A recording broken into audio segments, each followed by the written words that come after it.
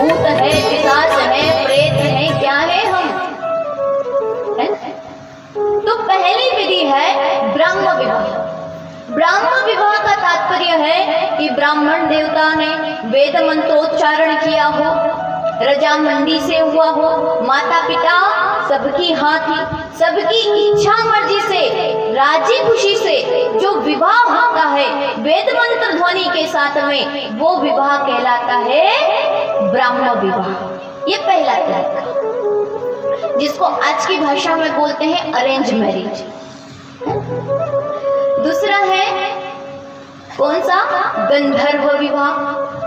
गंधर्व विवाह मतलब लड़का लड़की एक दूसरे को पसंद करते हैं, वर वधू ने एक दूसरे को पसंद कर लिया, लेकिन माता पिता नहीं माने, तो वर वधू को लेकर के भाग गया। तो ये कौन सा विवाह हुआ? ये कौन सा विवाह हुआ? गंधर्व विवाह। तो पहले ये बताओ, ब्राह्मण विवाह किस किस का हुआ है? किसी का नहीं हुआ, मतलब सबका गंधर्व विवाह हुआ है।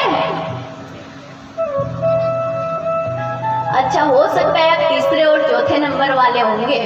अब बाकी के बचे, मतलब ब्राह्मण विवाह में कोई है नहीं, एक दो माताओं को छोड़ करके, और गंधर्व विवाह में भी आप लोग नहीं है, मतलब पक्का तीसरी और चौथी विधि में आते हैं, मान ले। तो तीसरी विधि कौन सी है? राक्षस विवाह। राक्षस विधि। राक्षस विधि मतलब जिसमें वर के स्थान पर वर जो है वो बारात लेकर कोई और आया है और वधू को कोई और लेकर के गया है, तो वो क्या कहलाता है? राक्षस विवाह। मतलब शादी तो किसी और के लिए से होनी थी और बारात लेकर कोई और ही आया और भगाकर ले गया, तो ये कौन सा विवाह है? तीसरा विवाह, राक्षस विवाह। और चौथी विधि है पिशाच विवाह। पिशाच विवाह मतलब, अच्छा राक्षस विवाह वाले कोई है, शादी किसी और से होनी थी और हम ले भागे, राक्षस विवाह वाले कोई नहीं। अब आखिरी ही बचा है, मतलब पिशाच वाले हैं सब। पिशाच विवाह मतलब बिना इच्छा से, न तो वधू के माता पिता की इच्छा थी विवाह करवाने की, ना ही वधू की इच्छा थी, फिर भी हम जबरदस्ती विवाह करके ले आए हैं, वो क्या कहलाता है? पिशाच विवाह कहलाता है। अब आप सब ये बताओ, अपना अपना तो बता नहीं रहे हो, कोई बात नहीं, सीक्रेट है, छुपा करके रखो, लेकिन ये बताओ कि ठाकुर जी का विवाह कौन सी विधि से हुआ था? कौन सी विवाह, कौन सी विधि से? तीसरी विधि से। मतलब स्पष्ट बोलो, राक्षस विधि से हुआ था। राक्षसेन विधानेन, भगवान का जो श्री कृष्णचंद्र जी का, महाराज का विवाह हुआ वो राक्षस विधि से हुआ।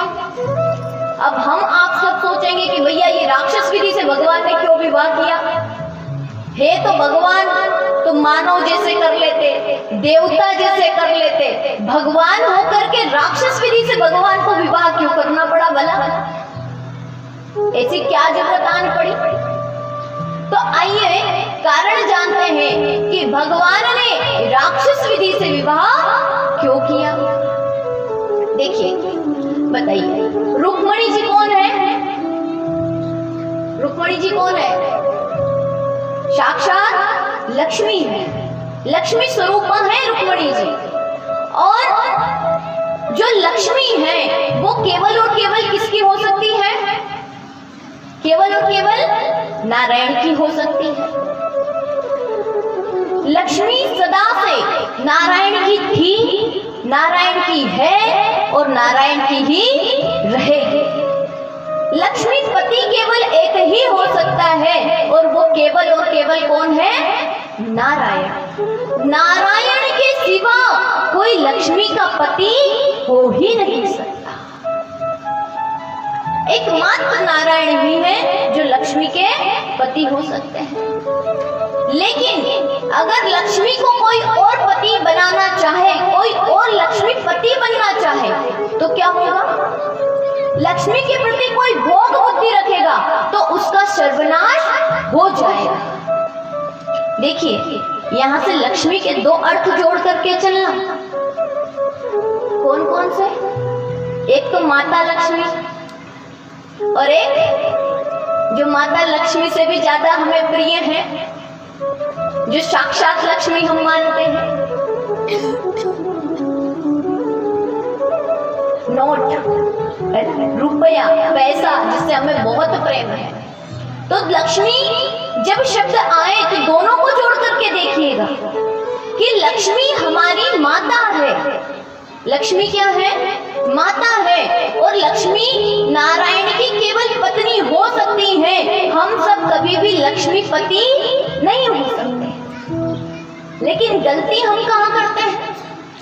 जहां थोड़ी सी लक्ष्मी आई, जहां थोड़ा सा धन आया, जहां थोड़े से लखपति बने, करोड़पति बने, इतने में ही स्वयं को लक्ष्मीपति समझने लगते हैं।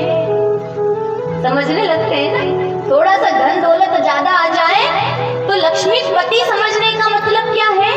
ये पैसा, ये धन, ये मैंने कमाया है, चाहे जहां मैं उपयोग करूं, मैं चाहे उपयोग करूं चाहे दुरुपयोग करूं, मैं चाहूं तो इसे अमृत पीने में लगाऊं और चाहूं तो मैं इसे जहर पीने में लगाऊं। यही तो लक्ष्मीपति समझना है अपने आप को।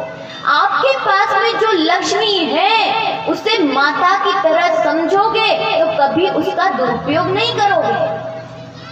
क्योंकि पुत्र का माता क्या करती है? पालन करती है, पोषण करती है, संरक्षण करती है, उसको गौरवान्वित करने का मौका देती है। लेकिन अगर पुत्र माता का ही दुरुपयोग करने लगे तो उसका सर्वनाश हुए बिना रह नहीं सकता। इसलिए घर में जो लक्ष्मी आती है, जो पैसा आता है, तो हमें क्या करना चाहिए? माता की दृष्टि से देखना चाहिए कि ये भगवान नारायण की है, इसलिए मुझे इनका कहीं दुरुपयोग नहीं करना है। मैं इसका स्वामी नहीं हूँ, मैं इसका भोग नहीं कर सकता, मैं इसका दुरुपयोग नहीं करूँगा। ये मेरी माता होकर के मेरा पालन कर रही है, मेरा पोषण कर रही है। लेकिन जहाँ लक्ष्मी को दुरुपयोग करने की बारी आए, तुरंत सावधान हो जाओ कि ये मेरी माता है और मेरी माता को मैं गलत जगह दे सकता हूँ। कभी अपनी माता को गलत जगह भेजा? बैठने भी देते हो? नहीं बैठने देते तो अपनी लक्ष्मी रूपी माता को गलत जगह क्यों दे देते? क्यों गलत जगह लगा देते? सावधान हो जाओ। और अगर जो माता नहीं मान सकते तो दूसरा संबंध भी हम लक्ष्मी माता से रख सकते हैं। वो क्या है? पुत्री का संबंध है। या तो लक्ष्मी माता हो सकती है या लक्ष्मी हमारी पुत्री हो सकती है। पुत्री बन करके कैसे काम करते हैं? देखो, हमारी पुत्री है और पुत्री जैसे जैसे बड़ी होती है वैसे वैसे पिता की चिंता बढ़ना शुरू हो जाती है। जहां वो 18 साल से ज्यादा की हुई, जहां वो 20 साल से ज्यादा की हुई कि पिता माता को चिंता होना शुरू हो जाती है। अरे बेटी बढ़ रही है, बेटी बड़ी हो रही है। तो जैसे पुत्री के बढ़ने पर, बेटी के बढ़ने पर चिंता करने लग जाते हो, ऐसे ही ये लक्ष्मी जब बढ़ने लग जाए तो थोड़ी चिंता करने लग जाना। क्योंकि ये लक्ष्मी और ये लक्ष्मी का स्वभाव एक जैसा है, टिकती नहीं है। अगर बढ़ जाए फिर टिकती नहीं। इसलिए जब घर में लक्ष्मी बढ़ती है तो चिंता करते हो, इसका विवाह करना है, ये काम करना है। ऐसे ही घर में जब लक्ष्मी बढ़े तो इसे कहाँ सत्कार्यों में लगाना है, ये बात हमारे मन में आनी चाहिए। देखो, लेकिन भारत के लोगों की एक विशेषता भी बड़ी है। हमने यहाँ देखा और एक बात हमारे मन में भी आई, जाना कि भारत में धन की या पैसे की कमी नहीं है। वास्तविकता में अगर देखा जाए तो भारत में धन की, पैसे की कमी नहीं है। जैसे हम देखते हैं कि विदेशों में खूब धन है, कुछ देशों में खूब धन है, तो हमें लगता है कि भारत में भी उतना धन है, भारत में भी उतना धन है। लेकिन भारत के लोगों की जो प्रवृत्ति है वो कैसी है? भारत के लोगों की प्रवृत्ति है कि अपने धन को छुपा के रखते हैं, ज्यादा से ज्यादा छुपा करके रखते हैं। अब जब मार्केट में उसका विनिमय नहीं होता है, जब मार्केट में उसका आदान प्रदान नहीं होता है, तो वो धन बढ़ता नहीं है, दिखता नहीं है। अगर धन को किसी के पास में, जैसे मान लो कुछ लोग ऐसे भी होते हैं, आपके गांव में भी होंगे, जिनके पास में धन तो खूब होता है, पैसा खूब होता है, लेकिन रहते ऐसे हैं मानो फटीचर हो, फटा ही कुर्ता पहनेंगे, पुराना ही कपड़ा पहनेंगे। अच्छा क्यों? ऐसा भी नहीं कि उस धन को कहीं सत्कार्यों में लगा रहे हैं, कहीं अच्छी जगह लगा रहे हैं। करते क्या है? उस धन को जमा कर करके रखते हैं, जमा कर करके रखते हैं। एक मकान बनाया, 2 मकान बनाया, वो मकान अकेला वहां पड़ा है, वो मकान अकेला वहां पड़ा है। वो पूंजी न तो स्वयं के काम आ रही है, न वो पूंजी किसी और के काम आ रही है। तो इस तरह से हर व्यक्ति धन को संचित कर करके रखता है। अब बताओ, हर व्यक्ति करोड़ों रुपए अपने यहाँ, अभी कुछ ही दिन पहले देखा था ना, कितने कितने लोग भारत में निकलते हैं जिनके पास में करोड़ों करोड़ों रुपए, जैसे मानो कुबेर हो साक्षात, इतना इतना धन छुपा छुपा कर रखे हैं। और मैं तो कहती हूँ कि 0.5% लोग भी बाहर नहीं आ पाते हैं, इतने इतने लोग अपने धन को छुपा करके रखते हैं। कुछ 5% लोग, 0.5% लोग बाहर आ पाते हैं, और वो अपना धन छुपाने के कारण ही भारत में इतनी गरीबी दिखती है। अगर यही पैसा हम लोग व्यापार में लगा दें, यही पैसा हम दुनिया में लगा दें आदान प्रदान करने में, तो भारत जैसा धन किसी अन्य देश में हो ही नहीं सकता। क्योंकि व्यापार में लगाओगे, नई नई चीजें बनाओगे, नई चीजों का जब बनना प्रारंभ होगा तो देश में पैसा आएगा। जैसे आपने किसी चीज का व्यापार किया, और जब आप व्यापार करते हो तो उससे धन आता है, लोगों के पास आता है। अब हमारा धन सारा का सारा दूसरी जगह जा रहा है। क्यों? क्योंकि हम चिंता करते हैं कि हमने कहीं धन इसमें लगाया तो घाटा चले गया। तो इसलिए जो लक्ष्मी है आ गई, उसको पकड़ करके रखो, और बाकी की कमी हमारी माताएं पूरी कर देती है। जो थोड़ी बहुत कमी है कि भाई आपके घर में उन्होंने देख लिया कि आपके पास में पैसा है और आपने कहीं लगाया नहीं है, तो फिर धीरे से बोलेंगी, क्या आपको पता है वो पड़ोस वाली है ना, वो उसकी मम्मी वो इतना बड़ा हार लेकर के आई है। तो मैं क्या कह रही थी कि अभी करवा चौथ आ रहा है, तो मैं इतना बड़ा तो नहीं लूंगा, मैं तो बस एक अंगूठी ले लूंगी।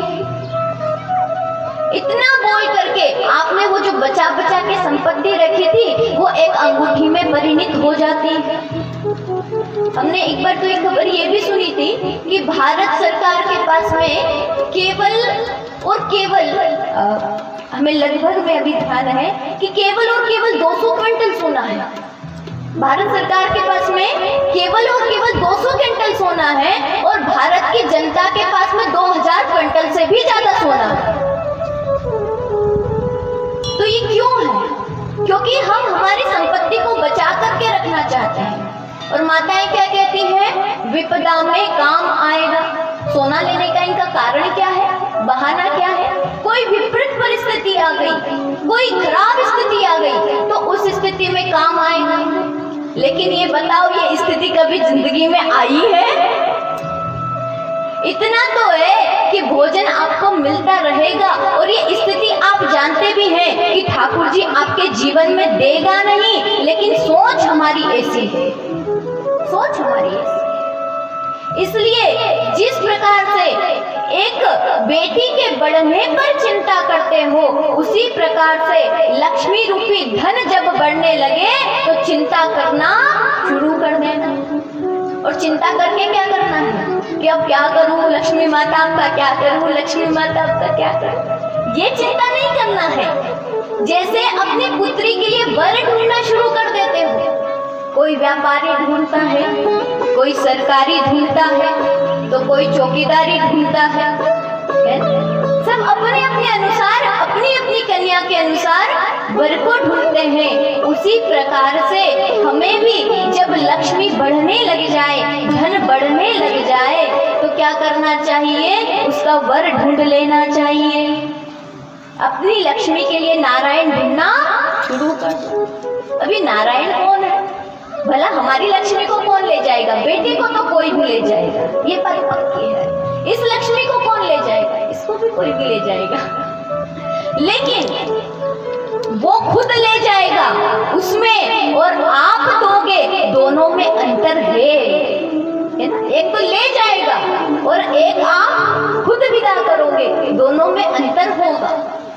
तो ले जाएगा, उसके पहले आपको क्या करनी है, विदा करनी है। तो कैसे करनी है ये और सीख लो।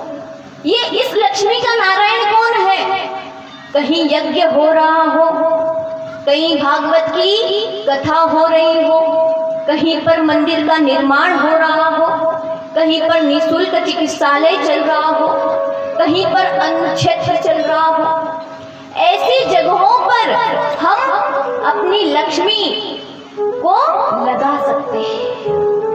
अच्छा, कुछ लोग कहेंगे कि हमें तो यज्ञ नारायण भगवान है या इन नारायण में विश्वास नहीं है, हमें श्रद्धा नहीं है, हम यहाँ देना नहीं चाहते, हम भगवान के मंदिर में देना नहीं चाहते। कोई बात नहीं, यहाँ मत देना, लेकिन कहते हैं अनेक रूप रूपाय, नारायण के तो अनेक रूप हैं। तो आप अपनी लक्ष्मी को कहाँ दे सकते हो, आप अपनी लक्ष्मी को दरिद्र नारायण को दे दो। दरिद्र नारायण जानते हैं कौन है, जो गरीब हो, किसी गरीब को दे दो।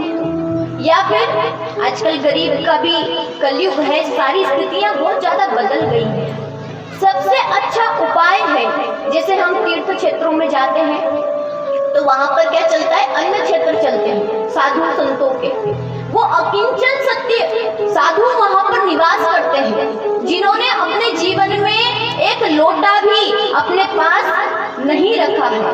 तो ऐसे संतों को भोजन कराना, क्योंकि उनको जीवन में क्या चाहिए, केवल उनका तो भोजन हो जाता है और भजन हो जाता है, वही रहता है। तो ऐसे संतों को भोजन कराना अनंत अनंत गुना फलदायी होता है। इसलिए कभी कहीं तीर्थों में जाएं तो वहां पर अन्न क्षेत्र जो भंडारे चलते हैं साधु संतों के, वहां पर जितना बने उतना दान करके हमें अवश्य आना चाहिए। अपनी लक्ष्मी को वहां पर दे करके आना ही आना चाहिए, ये हमारे कल्याण का करने वाला है। अब लेकिन एक बात और भी है, जैसे घर में से भी माताएं दान में देती हैं, है ना। द्वार पर कोई भिक्षुक आता है तो क्या बोलते हैं, पहले तो रोटी मांगते थे, आजकल रोटी मांगना ही बंद कर दिया, आजकल भोजन कोई नहीं मांगता। क्या मांगते हैं, 5 रुपए भी नहीं, सीधा 10 रुपए। 5 रुपए दो तो मानो श्राप दे देंगे, है? तो सीधा क्या चाहिए, 10 रुपए चाहिए या आटा चाहिए, है ना। तो द्वार पर जो भी आए, भले ही आप उन्हें पैसा न दें, माताएं आटा दे दें। मुझे विश्वास भी है यहाँ की माताएं पैसा तो नहीं देती होंगी, कि देती हैं, गांव की माताएं नहीं देती हैं, बड़ा पैसे को संजोग करके रखती हैं, लक्ष्मी माता का बहुत सम्मान करती है ना, ये लक्ष्मी है क्योंकि स्वयं, तो लक्ष्मी लक्ष्मी को कैसे छोड़ दें। तो माताएं, आप जब आटा देती हैं तो आटा तो आप दे रही हैं, एक बात तो ये ध्यान रखें कि वो झूठा ना हो, झूठा का मतलब आप समझ रही हैं। दूसरी बात ये ध्यान रखें कि वो जो आटा आप दे रही हो वो किसी भिखारी को नहीं दे रही है, कोई भिखारी नहीं है वो, कोई गरीब नहीं है वो, जो भी दान आप दे रहे हो वो साक्षात नारायण भगवान को दे रहे हो, इसी भाव से देना चाहिए। चाहे आप कोई संपत्ति दे रहे हो, रास्ते में कोई भिखारी आया, राम के नाम पे दे दे। जब आपने दिया है और राम के ही नाम पर दिया है तो मन में ये भाव क्यों कि मैंने भिखारी को दिया है?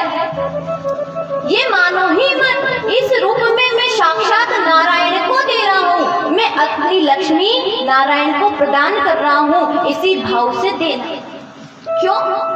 क्योंकि अगर इस भाव से दोगे कि मैंने किसी गरीब को दिया है, किसी भिखारी को दिया है, तो अमीर होने का घमंड आ जाएगा, और जब वो अहंकार आएगा तो वो बदले में आपको पुण्य या कोई और वस्तु प्रदान नहीं करेगा। इसलिए नारायण रूप समझ करके किसी को भी दान दिया जाना चाहिए। जैसे कि कल भंडारे के लिए यहाँ दे रहे हो तो कोई कहेगा, अरे तुम्हें पता है मैंने तो 2 क्विंटल गेहूं दिए हैं भंडारे के लिए, मैंने तो इतना दान दिया है। अरे कोई दान नहीं दिया, मैंने तो नारायण की चीज नारायण को ही अर्पित की, तेरा तुझको अर्पण किया। और दूसरी बात कि साक्षात नारायण रूप में, भक्त वृंद के रूप में यहाँ पर भोजन होगा। भंडारे के रूप में कौन करेंगे? भगवान के भक्त भोजन करेंगे, मतलब साक्षात नारायण भगवान भक्त के रूप में आकर के प्रसाद ग्रहण करेंगे। नारायण भगवान को भोजन कराने के लिए दिया है।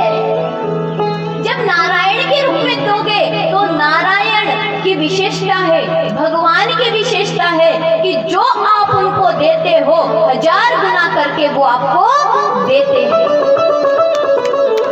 भिखारी को दोगे बदले में वो कुछ नहीं दे सकता, गरीब को दोगे बदले में वो कुछ नहीं दे सकता, लेकिन नारायण को दोगे बदले में वो अनंत गुना दे सकता है।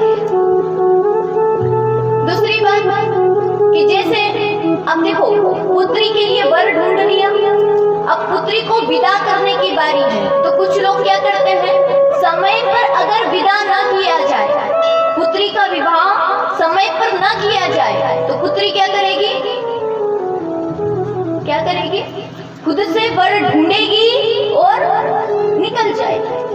ऐसे ही लक्ष्मी है, अगर आपने उसको संचित कर करके रखा, जैसे निकली थी ना अभी 3 साल पहले, कैसी निकली थी? खूब भारत के लोगों ने खूब संचय किया, खूब संचय किया, तो क्या हुआ? एक साथ सब बाहर आई और कोई काम की नहीं बची। तो ये लक्ष्मी की विशेषता है कि जो व्यक्ति इसे इस तरह से संचित करके रखेगा, तो जैसे कन्या अपना वर ढूंढ के स्वयं ही निकल जाती है, और जब स्वयं निकल जाती है तो क्या होती है? बड़ी बदनामी होती है, बड़ा नाम खराब करके जाती है। उसी प्रकार से अगर आपने अपनी लक्ष्मी का दान नारायण भगवान को नहीं किया है, कन्या दान नहीं किया है, लक्ष्मी का दान नहीं किया, तो वो लक्ष्मी क्या करेगी? इनकम टैक्स का छापा पड़ेगा, बड़ी बदनामी होगी और जेल में भी जाना पड़ेगा। इसलिए अब आप कहोगे कि हमारे पास में है तो सही, लेकिन इतनी पुख्ता व्यवस्था है, इतनी पक्की व्यवस्था है, और इतना नहीं है कि इनकम टैक्स का छापा पड़े। तो डॉक्टर साहब भी हैं, डॉक्टर के पास निकल जाता है। देखो, लक्ष्मी को अपना रास्ता बनाना आता है, वो कब और कहां कैसे अपना रास्ता बना लेगी और चली जाएगी। इसलिए लक्ष्मी को पुत्री रूप में मानो, समय आने पर उसे नारायण को दान दे दो, उसका दान कर दो।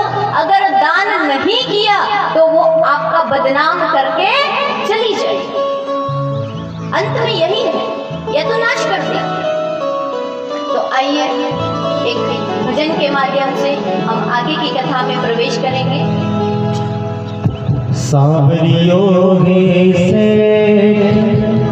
हरी राधा जी से जानी गए, सांवरियों से तुम्हारी राधा जी से जानी गए, ये जाने दुनिया सारी गए। सांवरियों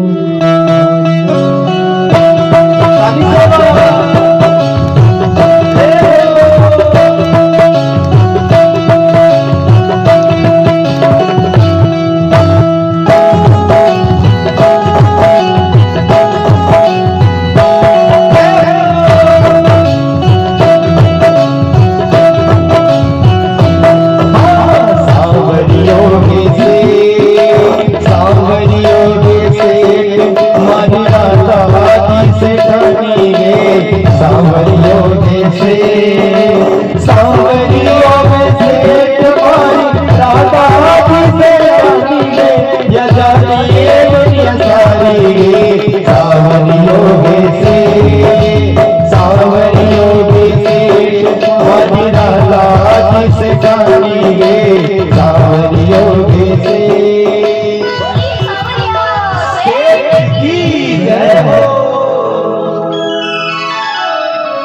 श्री राधा रानी की जय हो। अभी तो हमने जयकारा लगाने का कारण बताया था, तो आज जाके पता चला कि ऐसे कारण बताना पड़ता है, क्योंकि भोजपुर के लोग थोड़े टेक्निकल टाइप के हैं। कुछ बताएंगे, उसका पीछे का रीजन देंगे, तब वो चीज करना शुरू करेंगे।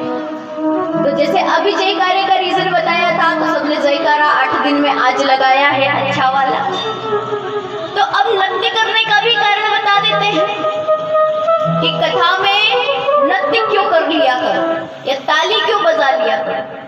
ये जो कुछ लोग उठे थे ना नृत्य करने के लिए, इसमें से एक आध तो ऐसे हैं जो बोलते हैं कि बेटे बेटे पाँव दुखाते हैं तो उठ के थोड़ा नृत्य करने लगे जाओ, नींद भी उड़ जाती है।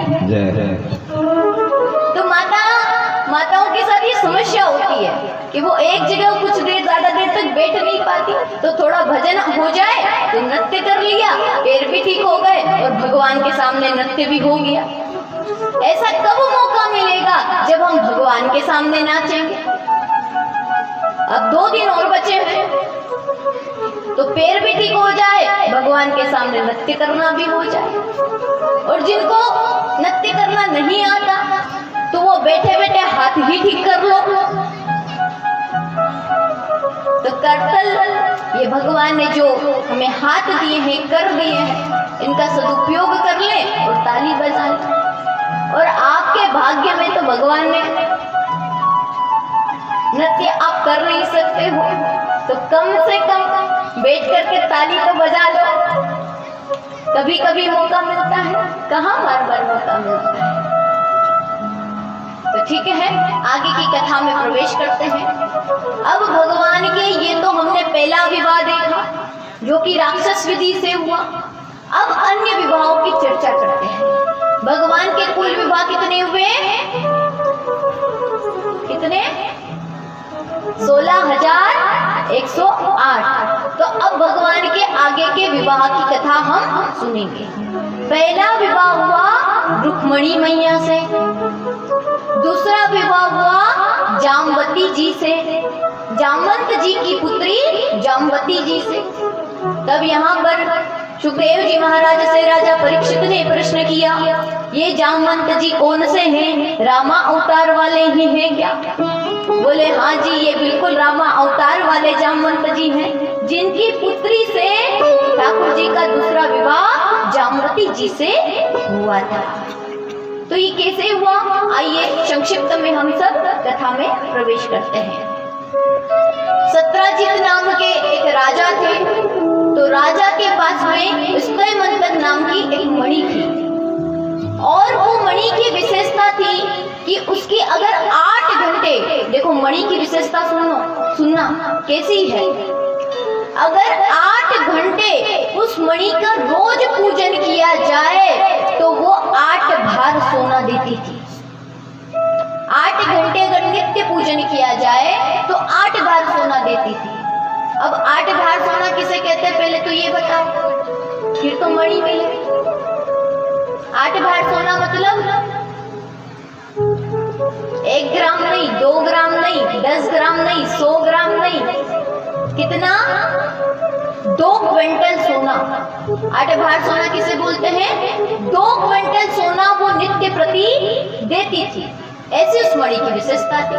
तो सत्राजित नाम के जो राजा हैं, उस मणि को पहन करके एक बार द्वारिकाधीश के महल में चले गए। तो द्वारिकाधीश तो विनोदी स्वभाव के हैं, सो विनोद में कह दिया, अरे सत्राजी, तुम्हारे किस काम की ये मणि? तुम ये मणि हमें दे दो। और अगले ही दिन पता चला कि वो मणि घूम गई, वो मणि कहीं खो गई है।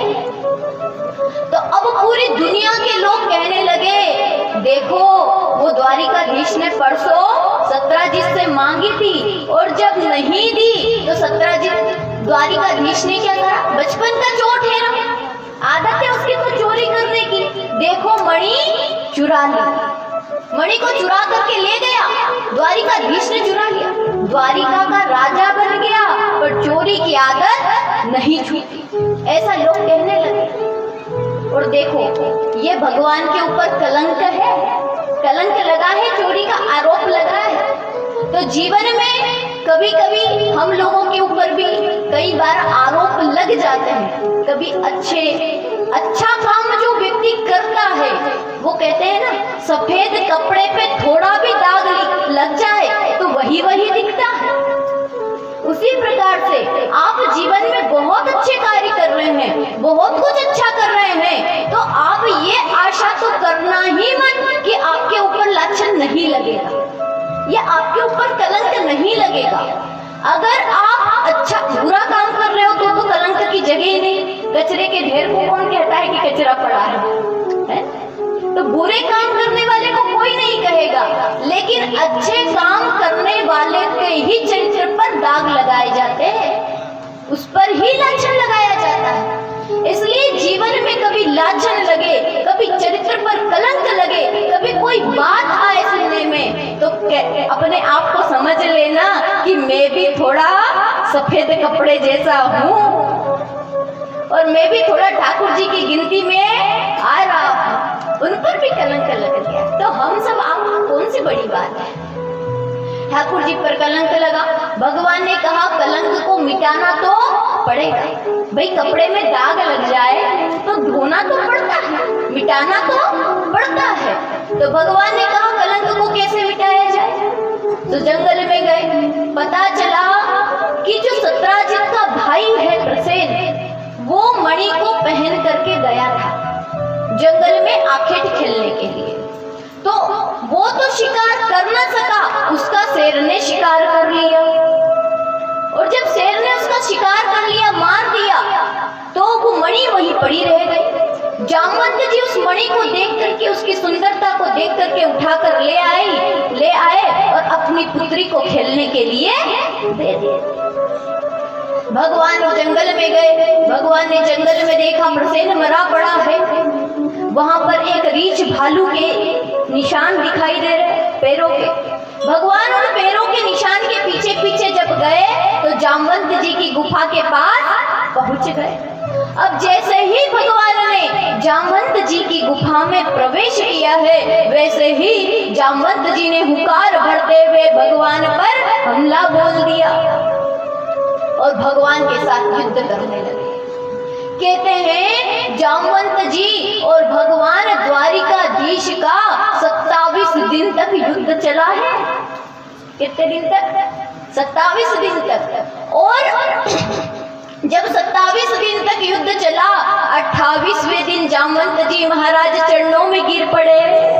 प्रभु प्रणाम करता हूँ, आप ही मेरे श्री रामचंद्र जी महाराज हैं, आपको पहचान लिया, गलती हो गई, मुझे क्षमा करे, बार बार चरणों में गिरते हैं। तो ये जामवंत जी महाराज भगवान श्री कृष्णचंद्र जी महाराज से क्यों लड़े? तो कथा आती है कि जब भगवान श्री रामचंद्र जी महाराज रावण से युद्ध करके वापस लौटे तो सबसे कहा कि जिसको जो चाहिए वो वरदान मांग लो, जिसको जो चाहिए सो मांगो। किसी ने भक्ति मांगी, किसी ने शक्ति मांगी, किसी ने मुक्ति मांगी, किसी ने रामचरणों की भक्ति मांगी, लेकिन जामवंत जी महाराज मौन बैठे, एकदम शांत बैठे। राम जी ने बोला, महाराज आप भी बोलो, आप भी क्या चाहते हो मांगो।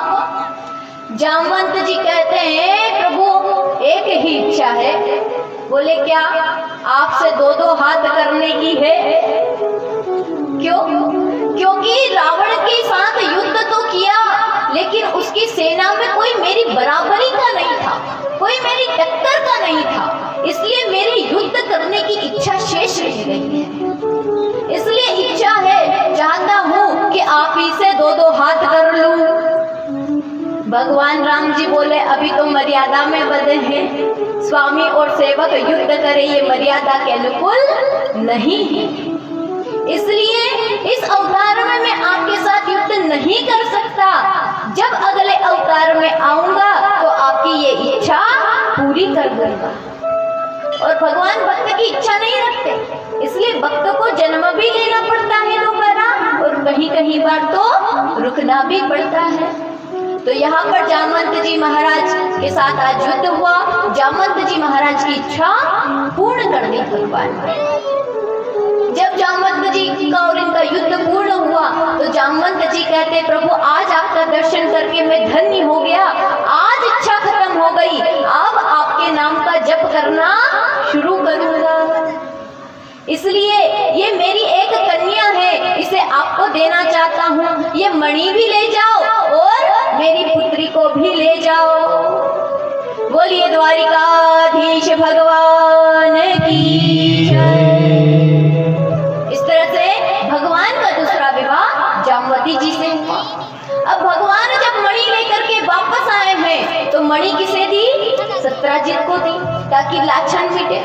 अब देखना हो, जो लोग पहले कह रहे थे कि द्वारिकाधीश चोर है, द्वारिकाधीश की बचपन की आदत मिटी नहीं, वो कहते हैं ना कि बचपन की आदत छूटती नहीं है, कोई आदत पड़ जाए तो छूटती नहीं।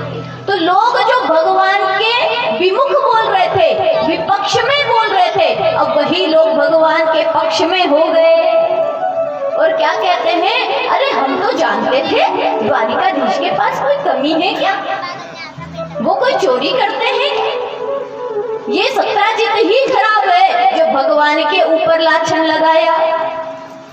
देखो ये दुनिया की रीति है, जब आप अच्छे हो तो पूरी दुनिया आपके साथ साथ चलती है, पूरी दुनिया आपके पीछे पीछे साथ साथ चलती है। लेकिन कोई बात, कोई आंच आपके ऊपर आ जाए तो पूरी दुनिया आपके विमुख हो जाती है।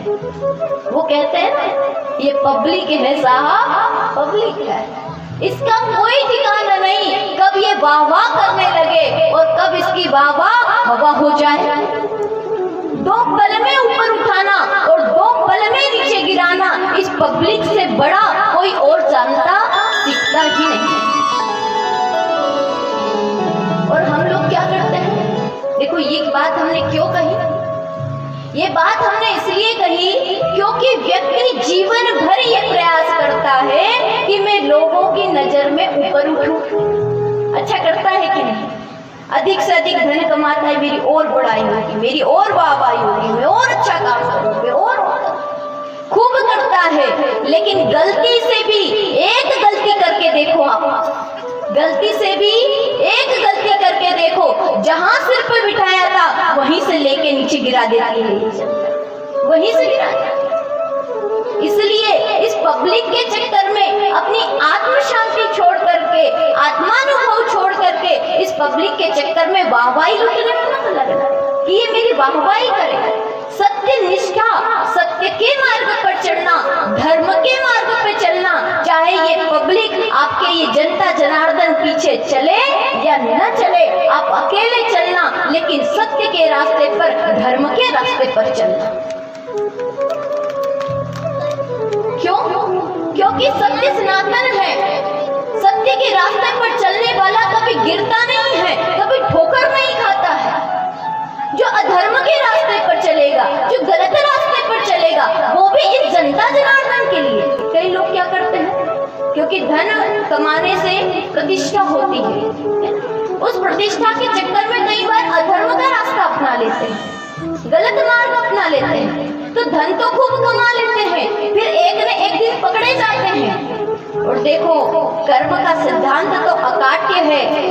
अगर वो भगवान आपको जेल का जेलर बनाना जानता है तो जेल में डालना भी जानता है, और यही कर्म का सिद्धांत है। पहले भगवान आपको जेलर बनाता है, आपके काम ठीक नहीं है तो फिर वो आपको उसी जेल में डाल देता है। तो ये बात ध्यान रखिए कि हम धर्म के मार्ग पर अकेले चले, क्योंकि जनता के लिए ये साथ दे या न दे इसका कोई ठिकाना नहीं होता। आज सारी जनता, स्वारा द्वारिका की जनता, आसपास के राज्यों की जनता भगवान द्वारिकाधीश की जय जयकार करने लगी है। यहाँ पर सत्यजित ने प्रसन्न होकर के भगवान को अपनी पुत्री का विवाह किया। कौन? सत्यभामा। तो भगवान का तीसरा विवाह हुआ सत्यभामा जी से। बोली द्वारिकाधीश भगवान की जय। बोलने में कंजूसी कर गए। बोली सावरिया सेठ की जय हो। देखा सेठ की कैसे जय बोली है।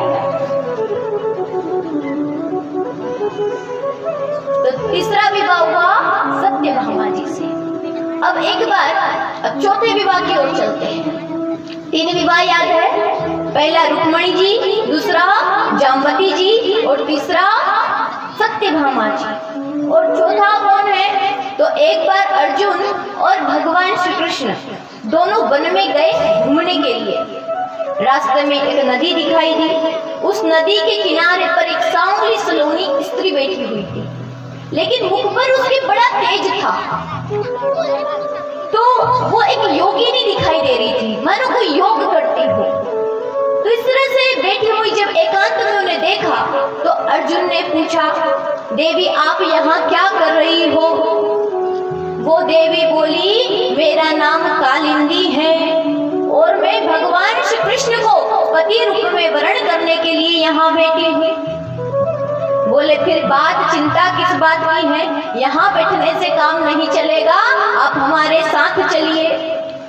तो भगवान द्वारिकाधीश का विवाह कालिंदी कौन है?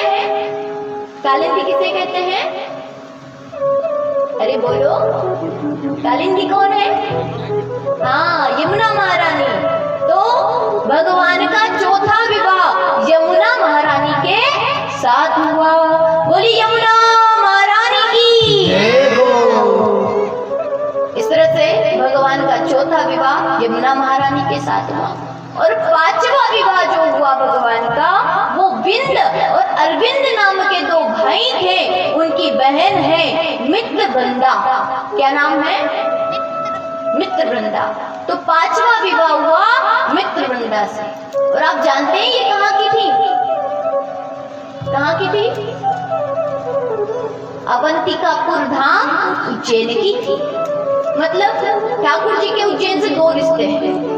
एक तो क्या कि भगवान की शिक्षा स्थली है और दूसरा भगवान का ससुराल भी उज्जैन है। मित्रवृंदा महारानी का और श्री द्वारिकाधीश का वहाँ बहुत सुंदर मंदिर भी है, हमें वहाँ पर दर्शन करना चाहिए। तो बोलिए द्वारिकाधीश भगवान की जय हो। अवंतिकापुर धाम की जय। तो 5वां विवाह किससे हुआ? मित्रवृंदा से हुआ। अब छठे विवाह की ओर चलते हैं। छठा विवाह हुआ नग्नजित नाम के एक राजा थे और उनके पास में बेल थे। तो उन्होंने कहा कि इन बेलों की नाक में जो एक साथ नकेल डालेगा उससे मैं अपनी कन्या का विवाह करूंगा। तो कोई और करता, उससे ठाकुर जी ने ही कर दिया। सो अगला विवाह हुआ नग्नजित नाम के राजा की पुत्री नग्नजिती से, जिनका एक नाम था सत्या। तो अगला विवाह किससे हुआ?